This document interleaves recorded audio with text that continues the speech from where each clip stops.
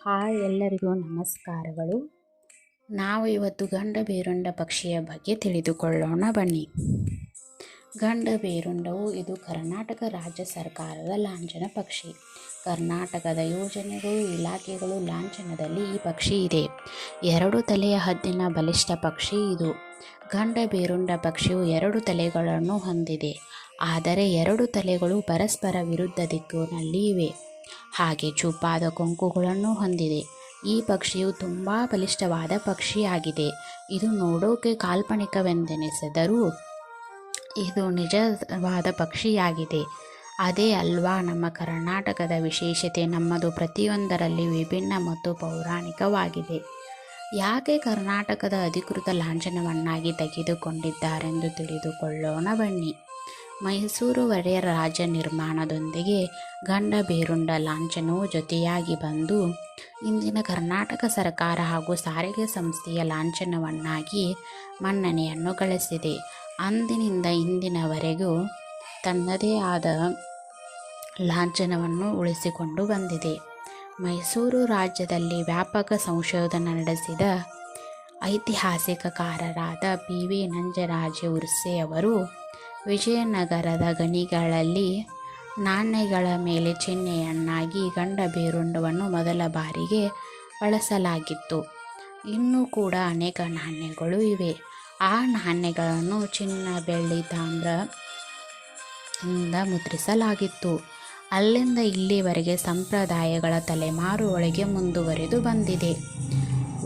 ಒಡೆಯರಾದ ರಾಜವಂಶ ಮೊದಲ ಆಡಳಿತಗಾರರಾದ ಯಾದೂರಾಯ ಅವರು 16ನೇ ಶತಮಾನದ ಮಧ್ಯ ಭಾಗದಲ್ಲಿ ಯಾದೂರಾಯರು ಮೈಸೂರು ರಾಜ್ಯದಾದ್ಯಂತ ವಿಜಯಯಾತ್ರೆಯನ್ನು ತಮ್ಮ ಶ್ರೇಣಿಯನ್ನು ಏಕೀಕರಿಸುವುದನ್ನು ಇತಿಹಾಸವು ಹೊಂದಿದೆ. ಯಾತ್ರಾ ಸಮಯದಲ್ಲಿ ಒಬ್ಬ ಸನ್ಯಾಸಿಯು ಎದುರಾಗಿ ಅವರಿಗೆ ಕೆಂಪು ಬಟ್ಟೆಯನ್ನು ನೀಡಿದರು. ರಾಜರು ಅದನ್ನು ಪೂಜಿಸುತ್ತಾ ಮತ್ತು ಆಶೀರ್ವಾದವೆಂದು ಒಪ್ಪಿಕೊಂಡರು. ತಮ್ಮ ರಾಜ್ಯ ಎತ್ತರಕ್ಕೆ ಏರಿಸಿದರು. ನಂತರ ಅವರು ಕೆಂಪು ಬಟ್ಟೆಯನ್ನು ರಾಜಧ್ವಜ ಅಥವಾ ರಾಜಧ್ವಜ ಎಂದು ಘೋಷಿಸಿದರು. ಆ ಧ್ವಜದ ಮಧ್ಯಭಾಗದಲ್ಲಿ ಗಂಡಬೇರುಂಡವು ಲಾಂಛನವನ್ನಾಗಿ ಬಳಸಿದರು. ಅಂದಿನಿಂದ ಇಂದಿನವರೆಗೂ ಆ ಲಾಂಛನವನ್ನು ಕರ್ನಾಟಕ ಸರ್ಕಾರದ ಲಾಂಛನವನ್ನಾಗಿ ಬಳಸಲಾಗುತ್ತಿದೆ. ಇದನ್ನು ಶರಭಾವತಾರ ಎಂದು ಹೇಳುತ್ತಾರೆ. ವಿಷ್ಣು ನರಸಿಂಹನವತಾರವನ್ನೆತ್ತಿ ಹಿರಣ್ಯಕಶಿಪುವನ್ನು ಸಂಹಾರ ಮಾಡಿದ. ಆಮೇಲೂ ಅವನ ಕೋಪವು ತಣ್ಣಗಾಗಲಿಲ್ಲವಂತೆ.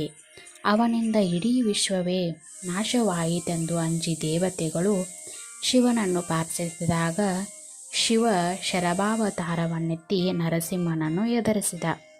ಆಗ ವಿಷ್ಣು ಶರಭನನ್ನು ಅಡಗಿಸಲು ಗಂಡಬೇರುಂಡ ಪಕ್ಷಿಯಾದನೆಂದು ಉಲ್ಲೇಖಿಸಲಾಗುತ್ತದೆ. ಗಂಡಬೇರುಂಡ ಪಕ್ಷಿಯು ಶರಭಕ್ಕಿಂತ ಶಕ್ತಿಯುತವಾದದೆಂದು, ಶರಭವೇ ಇದರ ಆಹಾರವೆಂದು ಹೇಳಲಾಗುತ್ತದೆ ಪುರಾಣದಲ್ಲಿ. ನಾವು ಇದನ್ನು ಯುರೋಪ್ನಲ್ಲಿ ಕೂಡ ಕಾಣಬಹುದು. ಐತಿಹಾಸಿಕವಾಗಿ ಇಂತಹ ಪಕ್ಷಿಯು ಈಗ ಇರಾನ್ನಲ್ಲಿರುವ ಹಕ್ಕನ್ ನಾಗರಿಕತೆಯ ಪರ್ಸೆಪೋಲಿಸ್ನಲ್ಲಿ ಕ್ರಿಸ್ತಪೂರ್ವ 3600 ಹಿಂದಿನ ಭಿತ್ರಿ ಚಿತ್ರದಲ್ಲಿ ಕಂಡುಬರುತ್ತದೆ. ಇನ್ನೊಂದು ಈಗ ಟರ್ಕಿಯಲ್ಲಿರುವ ಬೋಗಜ್ ಕೋಯ್ನಲ್ಲಿರುವ ಶಾಸನದಲ್ಲಿ ಕಂಡುಬರುತ್ತದೆ. ಇದು ಕ್ರಿಸ್ತಪೂರ್ವ 1500 ಹಿಂದಿನದು. 2 ಮೊಲಗಳನ್ನು ತನ್ನ ಉಗುರುಗಳಲ್ಲಿ ಹಿಡಿದಿರುವ ಅವಳಿ ತಲೆಯ ಹಕ್ಕಿ ಟರ್ಕಿಯ ಹಿಟೈಟ್ ದೇವಾಲಯದಲ್ಲಿ ಕಂಡುಬರುತ್ತದೆ. ಇದು ಕ್ರಿಸ್ತಪೂರ್ವ 14ನೇ ಶತಮಾನದಷ್ಟು ಹಿಂದಿನದು. ನಂತರ ಇದೇ ರೀತಿಯ ಪಕ್ಷಿಯು ಪ್ರಬಲ ಗ್ರೀಕ್ ಮತ್ತು ರೋಮನ್ ಸಾಮ್ರಾಜ್ಯಗಳ ಲಾಂಛನವಾಗಿತ್ತು. ಅಲ್ಲಿಯೂ ಕೂಡ ಇದು ಲಾಂಛನವನ್ನಾಗಿ ಬಳಸಲಾಗುತ್ತಿತ್ತು. ಒಂದು ಹಂತದಲ್ಲಿ ಯುರೋಪಿನ ಎಲ್ಲ ಕ್ರಿಶ್ಚಿಯನ್ ಸಾಮ್ರಾಜ್ಯಗಳು ಒಕ್ಕೂಟವನ್ನು ರಚಿಸಿಕೊಂಡು ಇಸ್ಲಾಮಿಕ ಆಕ್ರಮಣಕಾರರ ವಿರುದ್ಧ ಹೋರಾಟಕ್ಕಾಗಿ 2 ತಲೆಯ ಹದ್ದಿನ ಚಿಹ್ನವನ್ನು ಅಳವಡಿಸಿಕೊಂಡಿದ್ದರು. ಶಿವಮೊಗ್ಗ ಜಿಲ್ಲೆಯ ಬಳ್ಳಿಗಾವೆಯಲ್ಲಿರುವ ಗಂಡಬೇರುಂಡ ಪಕ್ಷಿಯ ಪ್ರತಿಮೆಯು ಕರ್ನಾಟಕದ ಗಂಡಬೇರುಂಡ ಶಿಲ್ಪಗಳಲ್ಲಿ ಅತ್ಯಂತ ಪ್ರಾಚೀನವಾದದ್ದು. ಇದು ದಸರಾ 2010ರಲ್ಲಿ 400 ವರ್ಷಗಳನ್ನು ಪೂರ್ಣಗೊಳಿಸಿದಾಗ ಮೈಸೂರು ಸಾಮ್ರಾಜ್ಯದೊಂದಿಗೆ ಸಂಬಂಧಿಸಿದ ಮತ್ತೊಂದು ಪ್ರಮುಖ ವೈಶಿಷ್ಟ್ಯವೇನೆಂದರೆ ಗಂಡಬೇರುಂಡವು ರಾಜಮನೆತನದ ಸಂಕೇತವು 500 ವರ್ಷವನ್ನು ಸದ್ದಿಲ್ಲದೆ ಆಚರಿಸಿಕೊಂಡಿತು. ಭಾರತದಲ್ಲಿ ಅತ್ಯಂತ ಬಲಿಷ್ಠ ರಾಜ್ಯಲಾಂಛನವನ್ನು ಹೊಂದಿರುವ ರಾಜ್ಯಗಳಲ್ಲಿ ಕರ್ನಾಟಕವು ಕೂಡ ಒಂದಾಗಿದೆ. ಬೇರುಂಡ ಎಂದರೆ ಭಯಾನಕ ಎಂದು ಅರ್ಥವಾಗುತ್ತದೆ. ಹಿಂದೂ ಪುರಾಣಗಳಲ್ಲಿ ಅಪಾರ ಶಕ್ತಿಯುಳ್ಳ ಪಕ್ಷಿ ಎಂದು ವರ್ಣಿಸಲಾಗಿದೆ. ಈ ಪಕ್ಷಿಯ ಕೊಕ್ಕೆಯಲ್ಲಿ 2 ಆನೆಗಳನ್ನು ಮತ್ತು ಕಾಲಿನಲ್ಲಿ 2 ಆನೆಗಳನ್ನು ಕಚ್ಚಿ ಹಿಡಿದಿದೆ. ತುಂಬ ವಿಶೇಷವಾದ ಮತ್ತು ಬಲಿಷ್ಠವಾದ ಪಕ್ಷಿಯಾಗಿದೆ. ಕೆಳದಿ ಅರಸರು ನಿರ್ಮಿಸಿದ ಅತಿ ಪುರಾತನ ರಾಮೇಶ್ವರ ದೇವಾಲಯದ ಚಾವಣಿಯ ಮೇಲೆ ಈ ಗಂಡಬೇರುಂಡ ಪಕ್ಷಿಯ ಶಿಲೆಯನ್ನು ಕೆತ್ತಲಾಗಿದೆ. ಶಿಲ್ಪಶಾಸ್ತ್ರದಲ್ಲಿ ವಿಶೇಷವಾದ ಮಹತ್ವವನ್ನು ಕೂಡ ಪಡೆದುಕೊಂಡಿದೆ. ಅದಲ್ಲದೆ ಬೇಲೂರಿನ ದೇವಾಲಯದಲ್ಲಿ ಗಂಡಬೇರುಂಡ ಪಕ್ಷಿಯನ್ನು ಕೂಡ ಕಾಣಬಹುದು. ಅಲ್ಲದೆ ಅಂದಿನ ದೇವಾಲಯಗಳ ನಿರ್ಮಾಣದಲ್ಲಿ ಈ ಪಕ್ಷಿಯ ಶಿಲ್ಪವನ್ನು ಅಲಂಕಾರಿಕ ಅಂಗವಾಗಿ ಬಳಸುತ್ತಿದ್ದರು. ಇದು ಇತಿಹಾಸ ತಜ್ಞರ ಅಭಿಪ್ರಾಯ. ಅದನ್ನು ಕ್ರಿಸ್ತಶಕ 1047ರಲ್ಲಿ ಈ ಗಂಡಬೇರುಂಡ ಪಕ್ಷಿಗೆ ಮಾನವ ರೂಪವನ್ನು ಚಾಣಕ್ಯರು ನೀಡಿದರು. ಕೇದಾರನಾಥ ದೇವಾಲಯದಲ್ಲಿ ಮಾನವ ರೂಪಿ ಗಂಡಬೇರುಂಡವನ್ನು ಗಂಡಬೇರುಂಡೇಶ್ವರನೆಂದು ಇಂದಿನವರೆಗೂ ಪೂಜಿಸುತ್ತಾ ಬಂದಿದ್ದಾರೆ. ಅತಿ ಪುರಾತನ ಶಿಲ್ಪಕಲೆಗಳಲ್ಲಿ ಗಂಡಬೇರುಂಡವು ಅತಿ ಪ್ರಾಮುಖ್ಯತೆಯನ್ನು ಹೊಂದಿದೆ. ಈಗಿನ ಯುವ ಜನರು ಕೈ ಮೇಲೆ ಮತ್ತು ಕಾಲುಗಳ ಮೇಲೆ ಈ ವಿಚಿತ್ರ ಪಕ್ಷಿಯ ಟ್ಯಾಟೂಗಳನ್ನು ಕೂಡ ಹಾಕಿಸಿಕೊಳ್ಳುತ್ತಾರೆ.